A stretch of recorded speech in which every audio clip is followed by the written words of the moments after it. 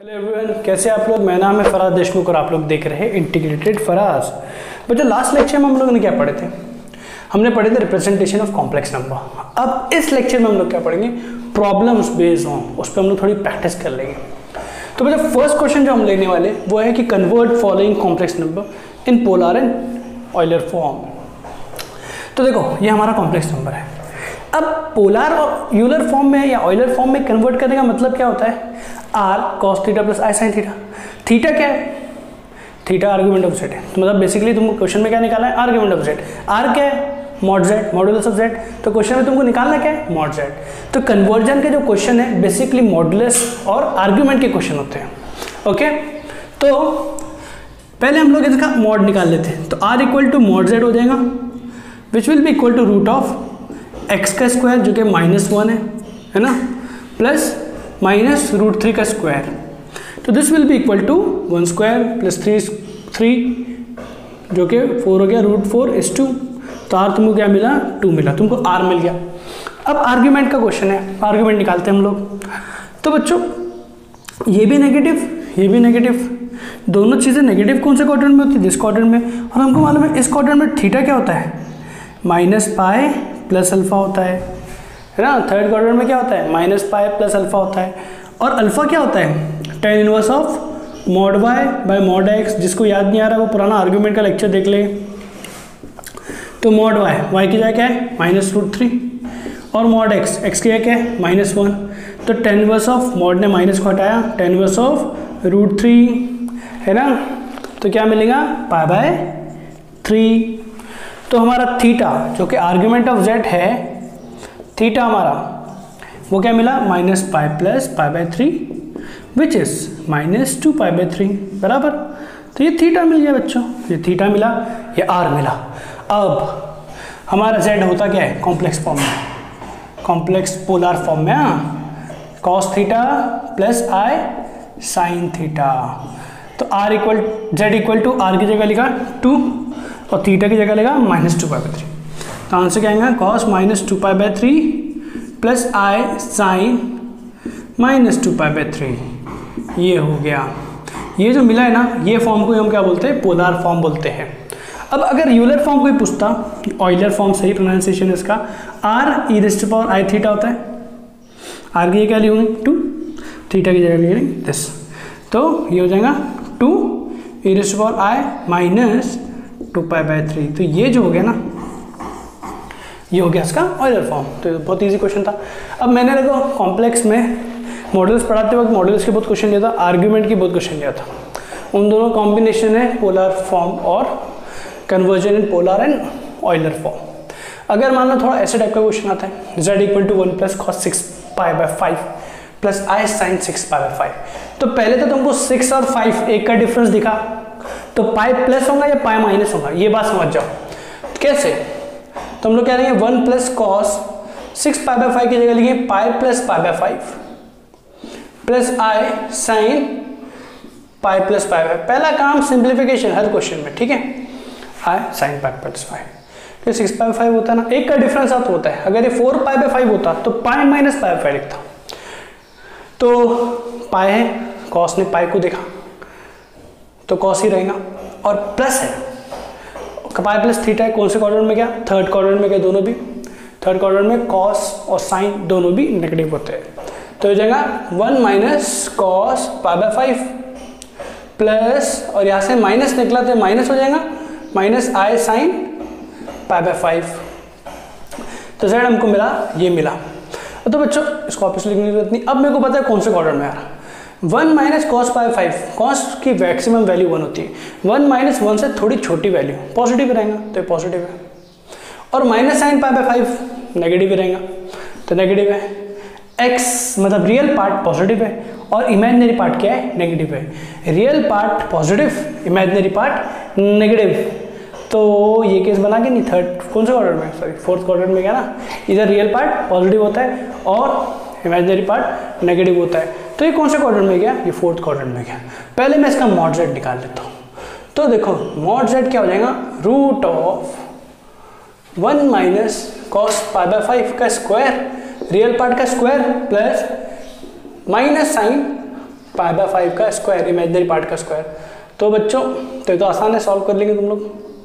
Root over 1 minus 2 cos pi by 5 हो गया, plus cos square pi by 5। कौन किस किस को दिख गया ये बात कि cos square pi by 5 plus sine square pi by 5 क्या होता है भाई? 1 होता है। तो ये 1 हो गया दोनों मिलके, और ये भी 1 है। 1 प्लस 1 क्या हो गया? 2 हो गया। तो मॉड z क्या हुआ? 2 माइनस 2 कॉस पाई बाय 5। तो यहाँ से 2 कॉमन निकालो, 1 माइनस कॉस पाई बाय 5। तो 1 माइनस कॉस पाई बाय 5 क्या होता है? 2 साइन स्क्वायर पाई बाय, आधा एंगल हो जाएगा ना, याद है कि नहीं तुम लोग को? 1 माइनस कॉस 2 थीटा क्या होता है? 2 साइन स्क्वायर थीटा, एंगल आधा हो जाता है। पाई बाय 5 का आधा क्या है? Pi by 10। तो क्या हो जाएगा? 2 into 2 sine square pi bye 10। अब 2 टू 2 स्क्वायर हो गया, मॉड 2 निकला बाहर, mod sine pi bye 10। Pi by 10 is in first quadrant, sign pi bye 10 will be positive. तो मॉड बोलेगा मेरे अंदर पॉजिटिव, तो हट जाएगा। तो मिला 2 साइन पाई बाय 10। ठीक है, ये हमको मिला। अब ये हमको इतनी मेहनत से क्या मिला है? आर मिला। ठीक है, हमारा अभी थीटा बाकी है। तो देखो थीटा के लिए हमको क्वाड्रेंट चाहिए था, तो थीटा अगर फोर्थ क्वाड्रेंट में आ रहा है तो वो माइनस अल्फा के इक्वल होता है। और अल्फा हमारा क्या होता है? tan inverse of mod y bye mod x होता है। ये तो याद है ना तुम लोग को, mod y bye mod x होता है। अब हमारा y क्या है? माइनस साइन पाई बाय 5 है, और हमारा x क्या है? 1 माइनस कॉस पाई बाय 5 है। ठीक है, अभी इसको सॉल्व करेंगे। तो मॉड ने तो अपना काम बताया, माइनस को गायब कर दिया, tan inverse of sine pi by 5 हो गया। तो मैं उसको क्या लिखूंगा? 2 sign pi bye 10 cos pi bye 10। Sign to theta क्या होता है? 2 sine theta cos theta upon 2 sine square 1 अभी यूज किए थे 1 minus cos pi by 2 sine square pi bye 10। इसलिए तो ऊपर का भी ओपन किया था, तो ये इससे गया, ये इससे गया। तो बच्चा क्या? तो tan inverse of cos by sine 10 ना कॉट, इतना आसान नहीं, कॉट पाई बाय 10। ठीक है, अब बच्चा जानता है कि मैं tan इनवर्स ऑफ कॉट की जगह 10 पाई बाय 2 माइनस पाई बाय 10 लिख सकता हूँ। तो ये tan क्योंकि ये जो एंगल है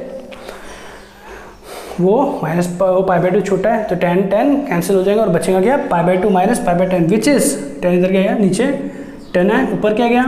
5 पाई, इधर कुछ नहीं आएगा। हाँ, तो 4 pi by 10 which is 2 pi by 5।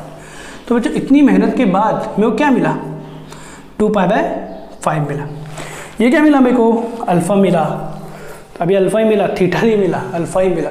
Theta क्या है? थीटा क्या है? Theta equal to minus alpha, तो माइनस 2 पाई बाय 5। ठीक है, आर मिल गया, थीटा मिल गया, क्वेश्चन खत्म। तो z हमारा क्या होगा? R cos theta. हमारा z क्या होता है? R cos theta plus i sine theta होता है। थीटा की जगह क्या आएगा? माइनस 2 बाय 5, और आर की जगह क्या आएगा? 2 साइन पाई बाय 10, और थीटा की जगह माइनस 2 पाई बाय 5। तो बच्चों ये इसका है, क्या है इसका? कौन सा फॉर्म है? कौन सा फॉर्म है? पोलर फॉर्म है। और अगर यूलर फॉर्म की बात करो तो z equal to r 2 e raise to power i theta. Theta क्या अपना? Minus 2 pi by 5। तो बच्चों इस तरह से होता है। तो ये जो टाइप का क्वेश्चन था इसमें हम लोग ने सिर्फ पोलर और ऑयलर फॉर्म में कन्वर्ट किए। तो उसमें हमने आर और मॉड, आर मतलब मॉड सेट, थीटा मतलब आर्गुमेंट ऑफ सेट निकाले, बेसिकली उनके क्वेश्चन हैं। और क्या टाइप के क्वेश्चन बनते हैं इस पर देखते हैं बच्चों। जैसे कि और एग्जांपल देखें तो ये दो एग्जांपल और देखते हैं, इसके बाद भी एक देखेंगे। तो बच्चों इसमें क्या दिया है? एक्स एन दिया है, x with base subscript x with base subscript n, sorry, cos pi by 2n to raise to power n plus i sine pi by 2 raise to power n। ये गिवन है हमने को, और पूछा x1 x2 x3 ये सब infinity तक अगर मैं मल्टीप्लाई कर दूँ तो इनकी वैल्यू क्या होंगी। तो बच्चों इस पहली बात तो xn मुझे दिया है, तो x1 क्या हो जाएगा? सिर्फ n की जगह 1 पुट कर देंगे, और cos pi by 2 I sine pi by 2, और x2 क्या हो जाएगा? cos n की जगह 2 लिख देंगे, तो पाई by 2 square plus i sine pi by 2 square, ठीक है, और इसी तरह से पूरा चलते रहेगा।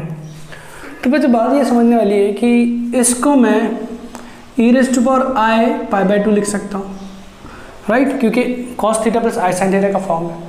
तो इसको मैं e raise to power i sin pi by 2 लिख सकता हूँ, और उसे लिख सकता हूँ e raise to power i pi by 2 square लिख सकता हूँ। अगर x3 की बात करते थे तो ये क्या हो जाता है, cos pi by 2 cube plus i sin pi by 2 cube. तो ये क्या हो जाता है, e raise to power i pi by 2 cube हो जाता, और ये चलते रहता। जब मैं इन सबको मल्टीप्लाई करता, x1 x2 x3 सब मल्टीप्लाई करता इन्फिनिटी तक, तो ये e raise to power i pi by 2, तो जब ये मल्टीप्लाई होते तो इनके ये भी मल्टीप्लाई होते हैं, तो इनके पावर क्या होते हैं, ऐड हो जाते हैं। तो मैं i देखो इन सब में से i कॉमन निकाल लेता, और पाई बाय 2 प्लस, तो मैं क्या कर रहा हूँ, देखो मैं मल्टीप्लाई किया, i कॉमन निकालने से बेहतर क्या है, मैं ये सब ऐड हो रहे, देखो i pi by 2 plus i pi by 2 square plus i pi by 2 cube. तो मैं i निकालने की जगह i पाई बाय 2 निकाल लेता हूँ, क्योंकि देखो फिर ऊपर 1 बचा, इधर पाई बाय 2 निकला तो क्या बचा, 1 बाय 2 बचा, i पाई बाय 2 निकल गया तो, और यहाँ क्या बचा, 1 बाय 2 स्क्वायर बचा। तो ये इन्फिनिटी तक जा रहा है, राइट। तो बच्चा होता क्या, e raise to power i pi by 2 EGP बन गया है, जिसका कॉमन रेशियो क्या है, 1 बाय 2, जो कि लेस देन 1 है। तो हम जानते हैं इन्फिनिटी तक अगर जाएगा तो एस इन्फिनिटी का फॉर्मूला क्या है, a अपॉन 1 माइनस r। यहाँ पर a 1 है और r 1 बाई 2 है, तो 1 माइनस 1 बाई 2 तो 1 बाई 2 ही होता है। तो e raise to power i pi by 2 1 upon 1 by 2, तो ये 2 कैंसिल हो गया, है ना बच्चों। तो क्या बचा, e raise to power i pi, which is nothing but cos pi plus i sin pi. तो cos पाई क्या होता है, -1, और sin पाई क्या होता है, 0 हो गया। तो मतलब इसकी वैल्यू क्या है, मतलब क्या हुआ, x1 x2 x3 से इन्फिनिटी तक मल्टीप्लिकेशन करें तो हम क्या मिलेगा, -1। समझे ना। देखो हमने क्या किए, क्वेश्चन को यूलर फॉर्म में कन्वर्ट किए और फिर सॉल्व किए। मान लो अगर सिंप्लीफिकेशन का क्वेश्चन होता है कि z ऐसा दिया है और सिंप्लीफाई करके बताओ कि z की सिंप्लीफाइड वर्जन बताओ, एकदम स्टैंडर्ड रिप्रेजेंटेशन में बताओ, ऐसा क्वेश्चन अगर होता। तो पहली बात तो बच्चों एक बात याद रखना कि e raise to power i theta जो होता है ना, वो cos theta plus i sin theta होता है। तो ठीक है, ये बात बहुत इंपॉर्टेंट है। तो ये जो है ये e raise to power i theta नहीं है, क्योंकि इसमें cos पहले नहीं है, sin पहले है। ये cos पहले होना चाहिए, sin बाद में होना चाहिए, तो ही हो पाता है। और मैंने तुमको लेक्चर में ये बताया था कि e raise to power minus i theta का भी याद रखो कि cos थीटा और क्यों होता है ये भी प्रूफ किया था, माइनस i sin थीटा होता है, ठीक है, cos theta minus i sin theta होता है। तो ये तो हम लोग को दिखा e raise to power i minus pi by 3 दिख गया इससे, देखो cos theta minus i sin theta, theta की जगह पाई बाय 3, तो e raise to power minus i pi by 3। अब ये देखो ये फर्स्ट क्वाड्रेंट में बच्चों, तो e raise to power i theta होना चाहिए, थीटा क्या है इधर फर्स्ट क्वाड्रेंट है बोल के, थीटा इक्वल टू अल्फा है, और अल्फा क्या है, tan inverse of mod y bye mod x है, मॉड y क्या है 1 है, और मॉड x क्या है √3, तो 1 बाय √3 हो गया, tan इनवर्स 1 बाय √3। ये देखो ये तो मैं लिख रहा हूँ, लेकिन दिमाग में ओरली हो जाना चाहिए सब चीज़ें, प्रैक्टिस इतनी करो तुम लोग। तो 1 बाय √3 क्या हुआ, पाई बाय 6 हो गया, राइट। और नीचे तुम बहुत, तुम्हारी चाहते है कि तुम इसको भी e raise to power i के फॉर्म में लिख दो, लेकिन ये नहीं लिख पाएंगे तुम, क्योंकि यहाँ cos होना चाहिए था। तो मैं क्या करूँगा, देखो मैं ना इसमें से i कॉमन निकाल लूँगा। अब i जैसे कॉमन निकालूंगा ना, तो cos के बाद से i गया तो cos पाई बाय 3 हो गया, सही है, प्लस 1 बाय i, क्योंकि i तो था नहीं, डिवीजन में चल जाएगा, sin पाई बाय 3 हो जाएगा।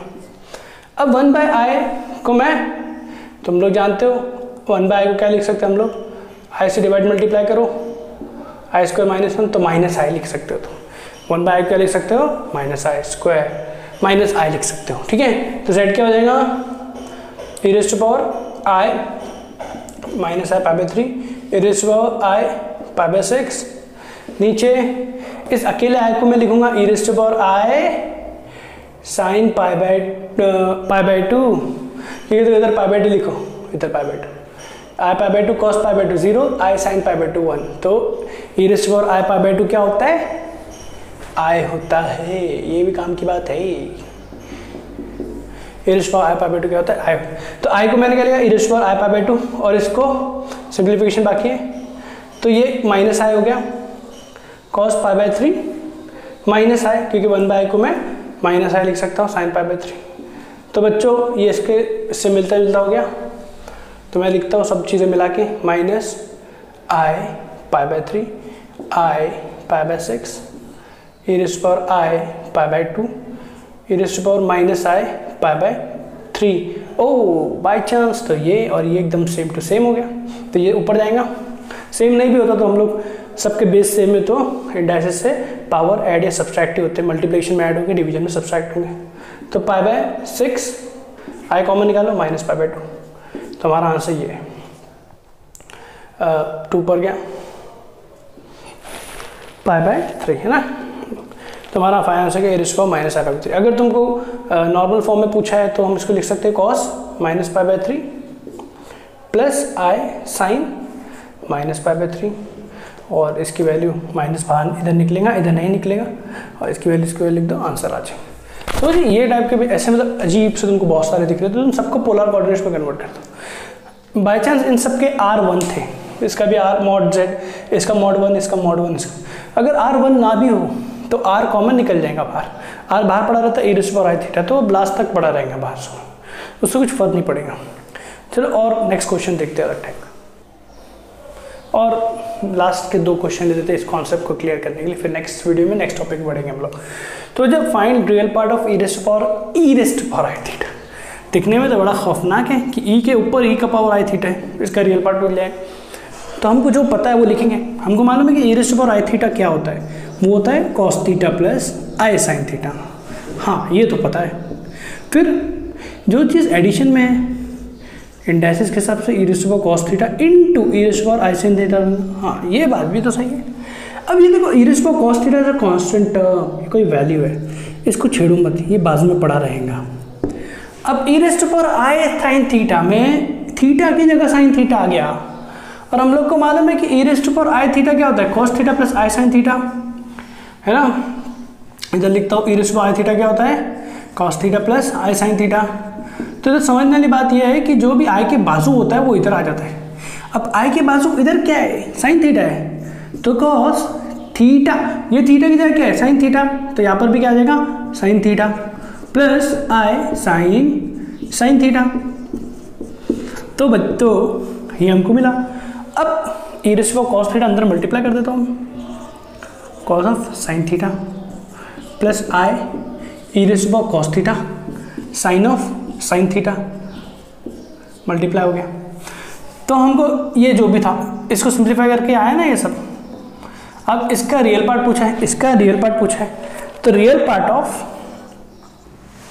Are e of e raise to power i theta क्या हो जाएगा, इतना हो जाएगा, क्योंकि रियल पार्ट है प्लस आई के बाजू जो होता है वो इमेजिनरी पार्ट है।